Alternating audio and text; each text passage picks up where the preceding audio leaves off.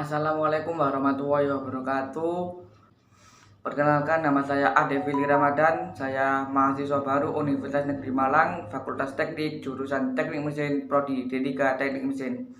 Saya di sini ingin menjelaskan tentang manajemen perjalanan yang saya ketahui tentang manajemen perjalanan. Sebelumnya saya mohon maaf karena saya tidak menggunakan alat-alat yang diharuskan untuk membuat video praktek karena saya tidak mempunyai alat-alat tersebut. Manajemen perjalanan adalah proses perencanaan, perorganisasian, kepemimpinan, pengendalian, dan penggunaan sumber daya organisasi untuk mencapai tujuan yang telah ditetapkan.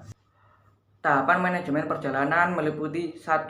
Perencanaan dan persiapan kegiatan, antara lain tujuan, tempat yang akan dituju, kegiatan, data dan informasi awal, keorganisasian kelompok, lama waktu kegiatan, lama waktu kegiatan dan biaya, peralatan dan perlengkapan, persiapan fisik dan psikis, transportasi, logistis, dan cek dan recheck. Kedua, pelaksanaan kegiatan, manajemen lokasi sumber daya manusia dan peralatan, pengambilan data dan informasi. 3. Pasca pelaksanaan kegiatan meliputi monitoring dan evaluasi, membuat laporan perjalanan mengenai lokasi, rute, daftar peralatan, koordinasi lingkungan, dan informasi persiapan minimal, rincian biaya, dan catatan lainnya. Harus disesuaikan dengan jenis dan tujuan yang akan dilakukan. Dengan persiapan dan perencanaan yang matang akan mengurangi risiko buruk yang mungkin timbul selama kegiatan, antara lain iklim atau cuaca yang ekstrim, medan yang akan sulit dilewati, atau sumber air yang kurang. Koordinasi tersebut harus diantisipasi sedini mungkin dengan persiapan fisik, mental, keterampilan, dan data informasi. Dan yang akan dihadapi tujuan perjalanan, keterbatasan fisik untuk membawa barang, minimal 1/3 berat badan. Keempat, hal-hal khusus seperti obat-obatan, mengumpulkan informasi, atau alternatif jalur transportasi, jalur evakuasi, perizinan, dan faktor pertimbangan. Faktor pertimbangan yang penting untuk diperhatikan dalam manajemen faktor manusia. Faktor manusia mencakupi hal yang berhubungan dengan pelaku perjalanan. Manusia mempunyai risiko meninggal jika tidak makan maksimal 5-7 hari dan tidak minum maksimal 3 hari. Salah satu hal yang terpenting untuk jalan jauh antara lain yaitu tas atau ransel ataupun carrier. Yang direkomendasikan adalah ringan, kuat, sesuai dengan kebutuhan dan keadaan, dan nyaman dipakai, praktis. Kemudian peralatan navigasi untuk kita supaya kita tidak tersesat di alat terbuka seperti kompas, peta, busur derajat atau protektor, pensil, dan lain-lain. Bungkuslah peta dengan plastik agar tidak dapat cepat basah dan rusak bila terkena air. Kemudian lampu shader untuk menaringi kita di jalan yang gelap. Kemudian peluit, pisau, dan perlengkapan tidur. Perlengkapan tidur seperti sleeping bag, matras, tenda, puncu, plastik untuk bivak, kaki tebing, misal tali, karabiner, cok, piton, dan sebagainya. Di dasar dalam packing adalah keseimbangan beban, mempengaruhi kenyamanan, efisien, dan posisi ransel yang menempel pada tubuh. Manapun desain ransel yang Anda miliki akan sedikit artinya apabila Anda tidak mampu menyusun barang-barang dengan baik. Cara menyusun barang dengan baik antara 1. Tempatkanlah barang-barang yang lebih berat atau setinggi dan sedekat mungkin dengan badan, di punggung, jangan di belakang punggung, ataupun dekat dengan selerekan yang ada di belakang punggung. Barang-barang yang relatif lebih ringan seperti sleeping bag, pakaian tidur, ditempatkan di bagian bawah. Kemudian keseimbangan juga harus diperhatikan untuk bagian berat merata kiri dan kanan ransel. Kemudian letakkan barang-barang yang sewaktu-waktu diperlukan pada bagian atas atau pada kantung-kantung ransel seperti puncu, alat P3K, kamera, dan lain-lain. Kemudian kelompokkan barang-barang dan masukkan ke dalam kantung-kantung plastik yang tidak tembus air, terutama pakaian tidur atau cadangan, pakaian dalam, kertas-kertas, dan buku lain-lainnya. Tabung dalam ransel maupun ruang kosong pada item-item peralatan. Nesting yang kosong di dalamnya serta gelas-gelas yang kosong di dalamnya akan lebih baik lagi jika diisikan item-item kecil. Juga buanglah setiap kotak-kotak makanan yang tidak perlu dan untuk mengenali makanan yang telah dibuang kotaknya tersebut. Tandailah dengan spidol untuk memudahkan kita. Selain mengurangi berat, kita juga secara tidak langsung telah mengurangi sampah. Kemudian matras tidur yang digunakan ke dalam ransel dapat membantu mempertahankan bentuk ransel dan mempermudah penyusunan barang ke dalam ransel sehingga menjadi padat, rapi, dan efisien.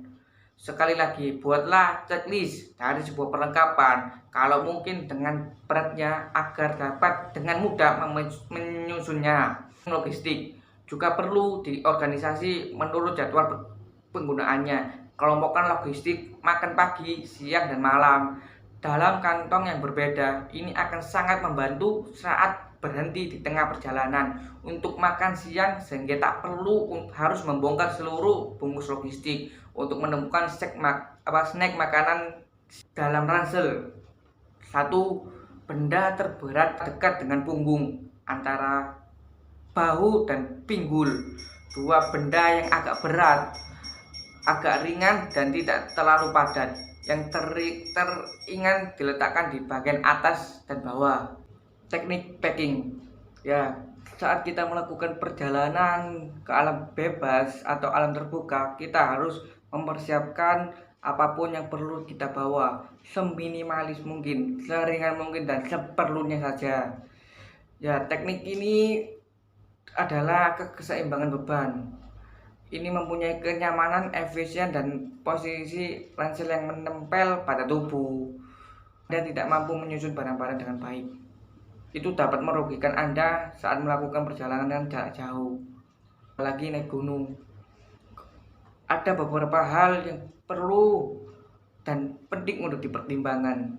Salah satunya, tempatkanlah barang-barang yang lebih berat dan lebih tinggi, dan kelompokkan barang-barang dan masukkan ke dalam kantung-kantung plastik yang tidak tembus air, terutama seperti pakaian ataupun smartphone, kemudian peta, kompas yang cepat gampang rusak dan terkena air, karena itu dapat merugikan kita dan membuat kita pusing karena itu.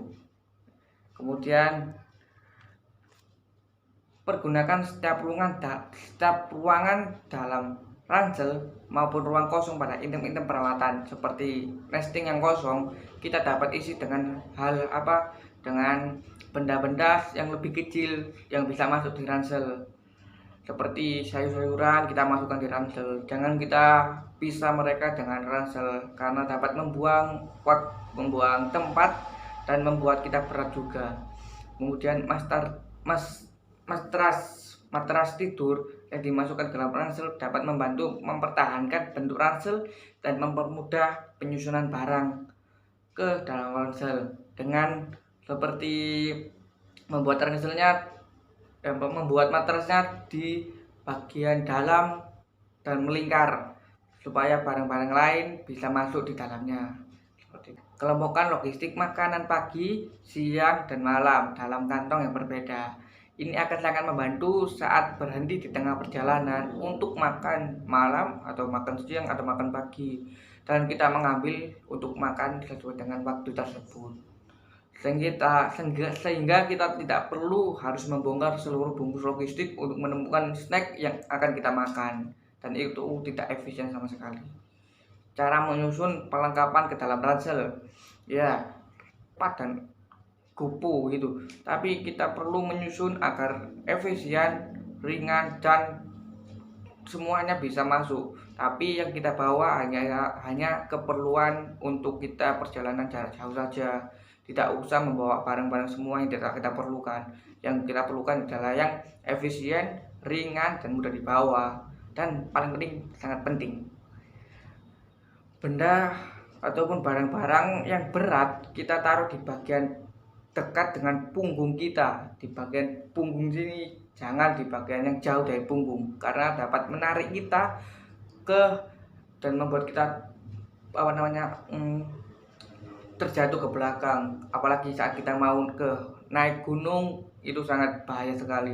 Kemudian benda yang ringan dan tidak sering digunakan seperti sleeping bag, kita taruh di bagian yang paling bawah supaya barang-barang yang diperlukan tidak terganggu dan tidak gampang untuk mencarinya.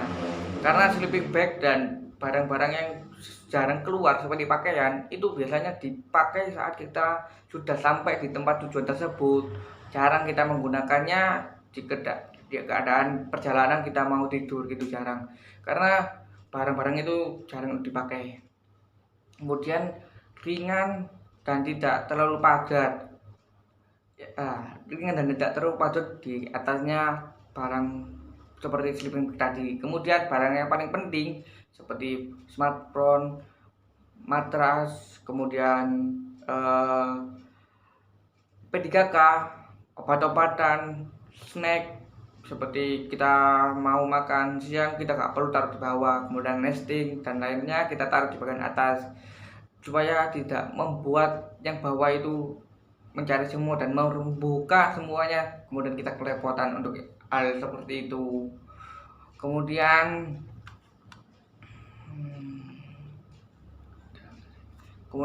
seperti air kita taruh di dekat punggung sama, karena itu berat dan tidak efisien sama sekali kita taruh di berat di punggung kita. Kemudian kayak tenda, kita bisa membuka tenda tersebut dan melipatnya sekecil-kecil mungkin, seperti kecil dan mudah untuk dibawa ataupun diselempitkan. Kemudian untuk dan lainnya juga bisa seperti itu. Dan usahakan matrasnya juga sebagai di dalam, jangan di luar, karena takut di luar samping sini kan biasanya seperti di TV-TV kan di samping itu tidak efisien untuk perjalanan kita di hutan karena takut nabrak pohon. Itu saja yang bisa saya sampaikan. Mohon maaf apabila ada salah kata ataupun pengertian yang saya sampaikan. Sekali lagi mohon maaf. Wassalamualaikum warahmatullahi wabarakatuh.